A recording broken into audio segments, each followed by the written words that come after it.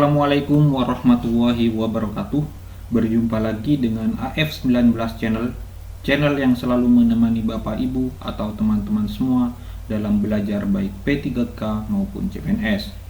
Jangan lupa subscribe, like, share, dan selalu support channel ini agar saya semakin bersemangat untuk memberikan soal-soal P3K maupun CPNS.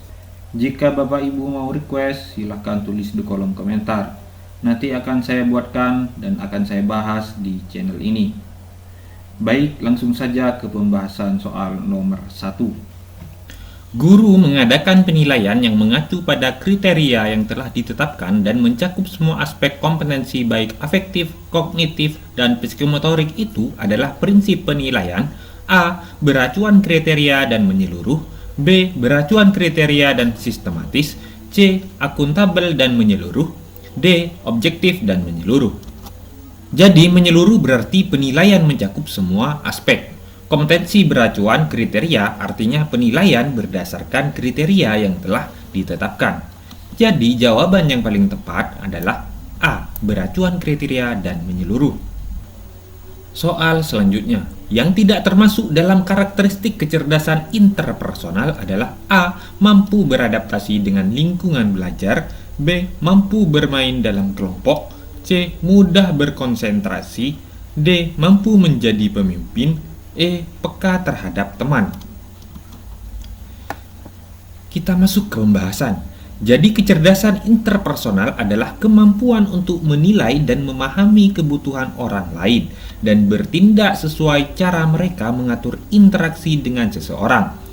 Beberapa hal yang termasuk kecerdasan interpersonal meliputi mampu beradaptasi dengan lingkungan belajar, mampu bermain dalam kelompok, mampu menjadi pemimpin, dan peka terhadap teman. Jadi jawaban yang paling tepat adalah C. Mudah berkonsentrasi. Soal selanjutnya. Alat ukur yang dapat digunakan untuk mengukur kemampuan efektif peserta didik adalah A. Tes objektif, B. Tes berupa angket, C. Tes kemampuan gerak, D. Tes kemampuan fungsional otot tubuh, E. Tes psikomotorik anak. Kita masuk ke pembahasan. Alat ukur merupakan suatu alat yang bisa digunakan sebagai landasan untuk melakukan evaluasi pembelajaran. Tes berupa angket dapat digunakan untuk mengukur kemampuan efektif peserta didik. Jadi jawaban yang paling tepat adalah B. Tes berupa angket. Soal selanjutnya.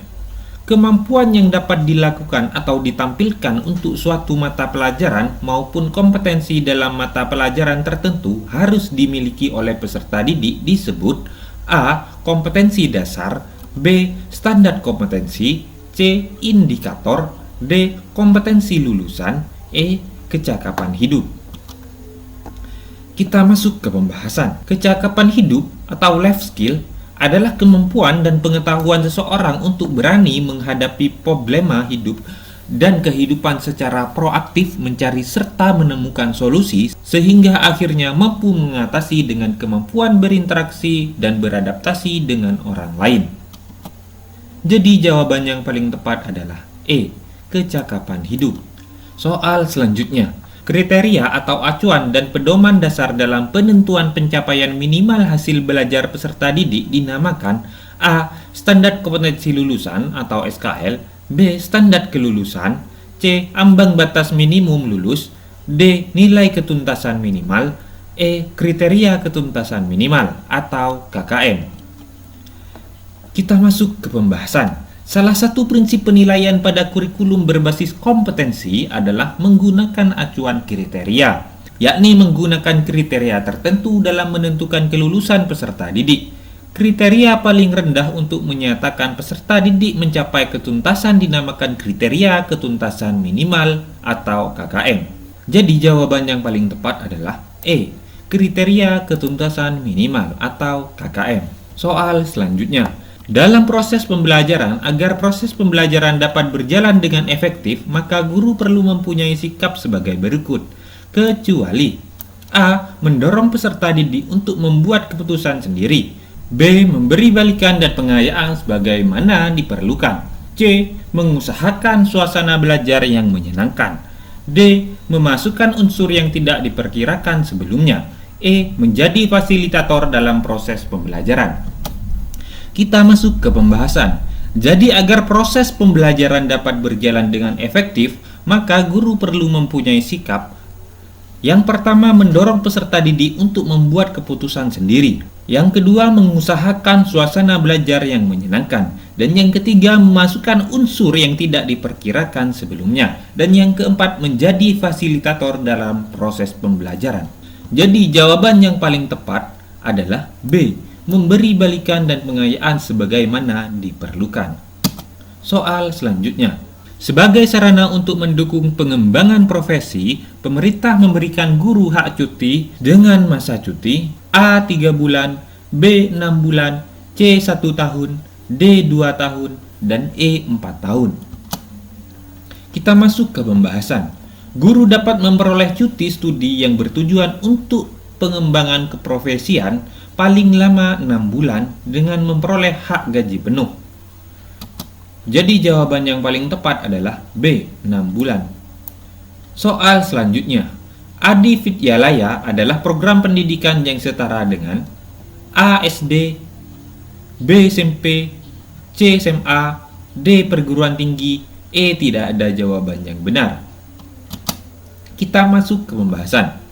Adi Vidyalaya adalah program pendidikan yang sederajat dengan SD, MI, paket A, atau diniyah dasar. Jadi jawaban yang paling tepat adalah A. SD. Soal selanjutnya. Mata pelajaran antropologi merupakan salah satu mata pelajaran karakteristik penjurusan yang diujikan dalam ujian nasional tingkat SMA untuk jurusan A. Bahasa, B. IPA, C. IPS, D. Agama, E. Tidak ada jawaban yang benar.